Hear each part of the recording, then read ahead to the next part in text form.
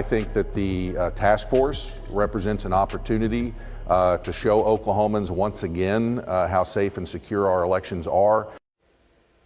Well, tonight we're digging into Oklahoma's election security as Governor Stitt announces he's putting together a task force on campaign finance and election threats. He's also calling on lawmakers to introduce legislation. Fox 25's Capitol reporter Peyton May explains the purpose of this new group.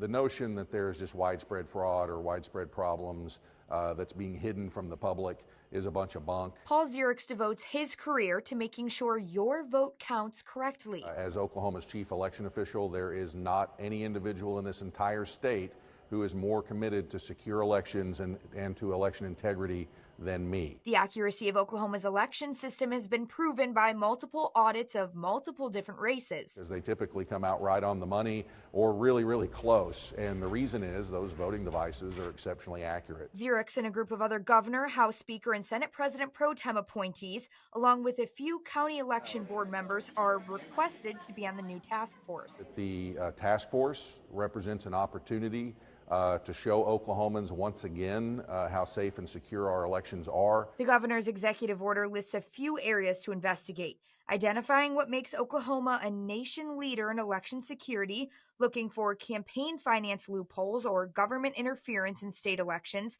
and designing a process to detect the distribution of propaganda and disinformation. But Zierix has some goals of his own. I think one of the things I want to do is make sure that we educate the task force members, and as a byproduct of that, the general public about how elections really work in Oklahoma, about the numerous safeguards we have in place to protect our elections, and really just to try to dispel some of the rumors and false information about elections. Reporting for Fox 25 News, I'm Peyton May. The executive order asks for a report on the task force's findings on or before January 15th. The next election in Oklahoma is a special election, and that's November 14th. We're also taking a look at some new election laws that took effect just yesterday and another that came into play as soon as the governor approved it back in May. Fox 25's Tom Ferguson joining us live from the Capitol. And Tom, you spoke with the lawmakers behind these bills. Was there anything that they pointed out that they thought was more important than some of the other things? Well, Adam, they said Oklahoma already has a strong election security and administration system. They just wanted to make some tweaks to make sure it stays that way. Here's a look at what's new for 2023. Let's start with HB 2052. It would require multiple protections to be in place before Oklahoma could join any multi-state voter list maintenance organization. It follows GOP-led states like Virginia, Florida, and Missouri leaving one such group called the Electronic Registration Information Center, also known as ERIC. Oklahoma City Republican Eric Roberts says the group ignored member states' concerns over sharing voter data with third parties. It's private information because they had driver's license numbers and last four social security numbers, which third-party groups don't need to have. According to Roberts, Oklahoma was never a part of that system or any other and isn't now. So there were no concerns over Oklahoma's voter data being shared through the system that clears rolls when voters move or die. If you're giving information to third parties for reasons unknown, that gives everybody pause. Bartlesville Republican Julie Daniels also amended a previous bill to prevent private organizations from influencing elections. Back in 2022, she wrote HB 3046 over concerns that came up after Meta CEO Mark Zuckerberg reportedly poured hundreds of millions into elections in 2020. We wanted to make sure that it was clear that we run our elections through the public and the state election board and not via outside sources. Her new bill, HB 2682, outlined that certain election activities were legal, like a church offering its space for polling. She also worked on SB 410, which prohibits electioneering within 300 feet of a polling place. People in Oklahoma are very, very attuned to the integrity of the election process. And even though ours is excellent, there are always things we can do to tweak it. And various counties across Oklahoma will be having school propositions, mayoral races, and more on November 14th.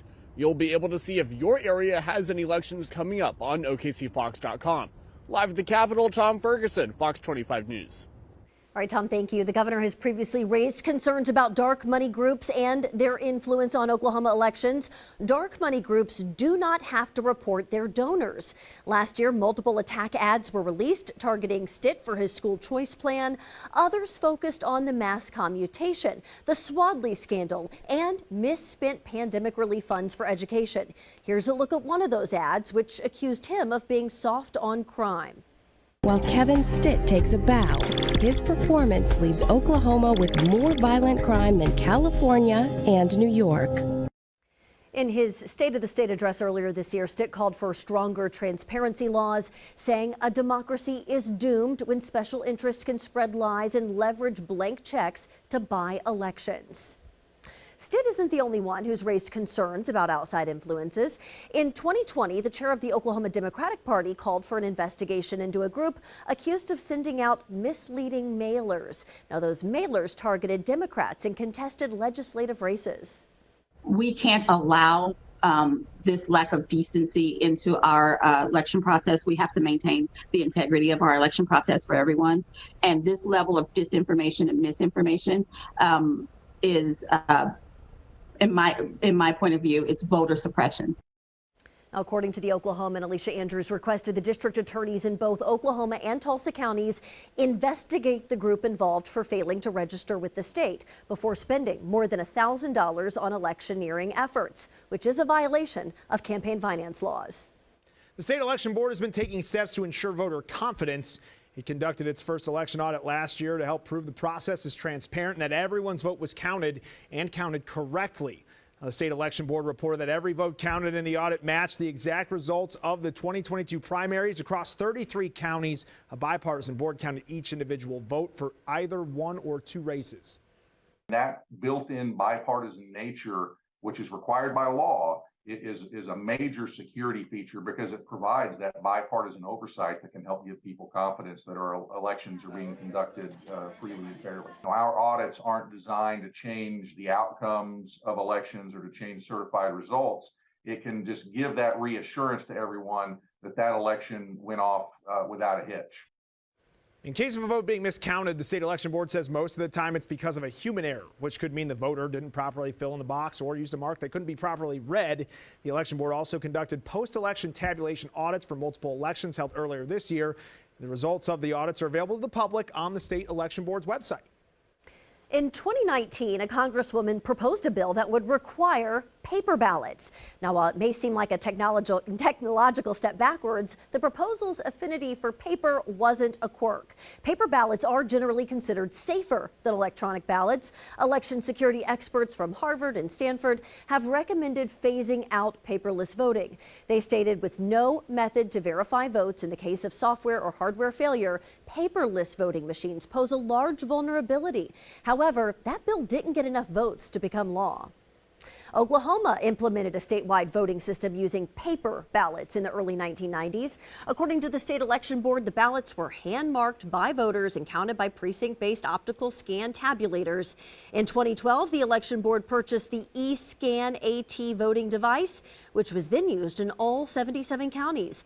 Now, Oklahoma continues utilizing paper ballots that are hand-marked by voters and counted by that same device. And here's a look at the eScan AT device that's used. Oklahoma's are custom built by Hart Civic. So when a voter inserts paper ballots into this machine, the ballot is read, counted, and deposited into a secure voting bin. Now, according to the state election board, Oklahoma's voting devices are never connected to the internet, and the devices are protected by a detailed security plan.